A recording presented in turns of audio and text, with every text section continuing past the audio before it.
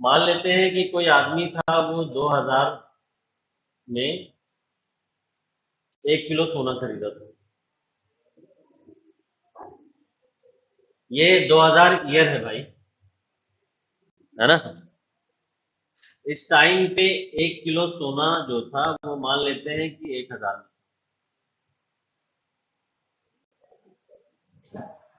अब 2024 में इसने खरीदा था 1000 में। अब 2024 में ये 1 किलो सोना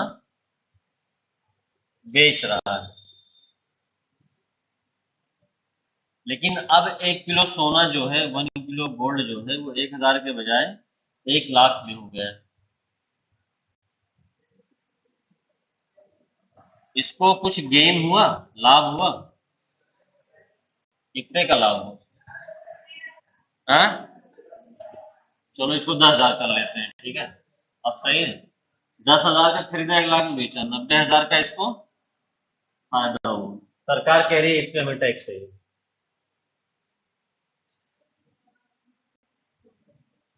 यही है कैपिटल गेन टैक्स, समझ गए। और ये हर उस कैपिटल पे लगेगा जहां से तुम्हें गेन हो रहा है। जैसे एग्जांपल, सिर्फ कृषि वाले खेतों को छोड़ के नॉन एग्रीकल्चर लैंड पे भी लगेगा ये। मान लो जमीन खरीदे हो उससे। ये समझ में आया क्या हुआ? कि किसी भी प्रकार की परिसंपत्तियों के बेचने पर जो लाभ होता है उस पर जो कर लगता है, किसी भी प्रकार की परिसंपत्तियों को बेचने पर जो लाभ होता है उस पर जो कर लगता है उसको पूंजीगत लाभ कर बोलते हैं। हाँ, अलग है इनकम टैक्स, वो तुम्हारे इनकम पे लग रहा है। हाँ, इनकम टैक्स तुम जितना कमाए हो साल भर में उस पे लगता है। तुमने कोई प्रॉपर्टी बेची है तो उस पे अलग लगेगा। क्या हुआ? इनकम टैक्स अलग है, कैपिटल गेन अलग है। नहीं,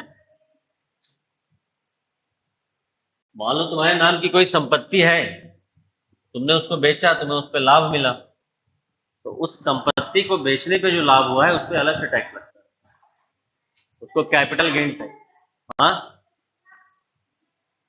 लाभ पे, हाँ लाभ। और ये जैसे तुम्हारे पास शेयर बॉन्ड है, उसको भी बेचने पे पैसा कमाओगे ना, उस पे भी लगता है। फिजिकल एसेट हो चाहे फाइनेंशियल एसेट हो, दोनों पे लगता है। भौतिक परिसंपत्ति हो चाहे वित्तीय परिसंपत्ति हो।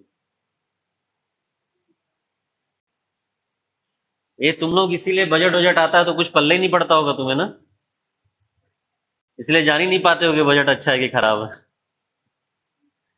तो फिर नेता लोग जो चिल्लाते होंगे वही जान जाते होंगे कि अरे बहुत बढ़िया बजट, जिस पार्टी को हो उसी के हिसाब से बोलने लगते हो, है ना। ये शेयर बॉन्ड जो तुम लोग ट्रेडिंग वगैरह करते हो ना, शेयर बॉन्ड का, उस पे भी लगता है ये, ठीक है। और सरकार ने अभी इंडेक्सेशन बेनिफिट होता था एक, वो भी हटा लिया था, तो और ज्यादा लगता था। हालांकि बाद में शायद रिवर्स करने के बोले हैं ये लोग कि वो फिर से देंगे, ठीक है। तो पढ़ा लिखा होना बहुत जरूरी होता है, नहीं तो तुम्हें कोई कुछ भी बना के चला जाएगा। पढ़ा लिखा होना सिर्फ डिग्री नहीं, कि तुम्हारे पास डिग्री है और तुम बुक प्रॉफिट नहीं जानते हो। समझ में आया ये पूंजीगत लाभ कर? ये कृषि वाली जो भूमि होती है उस पर नहीं लगता, ये लिख लेना। गैर कृषि भूमि पे लगेगा, तुम्हारे पास कोई यूनिक पेंटिंग है उस पे लगेगा, है ना। कोई भी पूंजी या परिसंपत्ति तुम्हारे पास है, उसको तुम बेच रहे हो, अब लाभ कमा रहे हो, तो उस पे लगेगा। बस एग्रीकल्चरल लैंड पे नहीं लगता है, कृषि वाली भूमि, है ना। इसीलिए लोग क्या करते हैं, अब प्रॉपर्टी डीलर वगैरह या रियल एस्टेट वाले जाते हैं कृषि वाली भूमि खरीदते हैं, पहले खरीद के रख लेते हैं,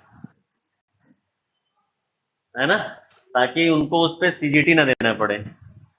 शहर के बाहर अक्सर खरीदते हैं, क्योंकि शहर के अंदर आएगा तो नॉन एग्रीकल्चर लैंड में आ जाएगा, तो उनको सीजीटी देना पड़ेगा, कैपिटल गेन टैक्स, ठीक है। चलो आगे आ जाते हैं हम लोग।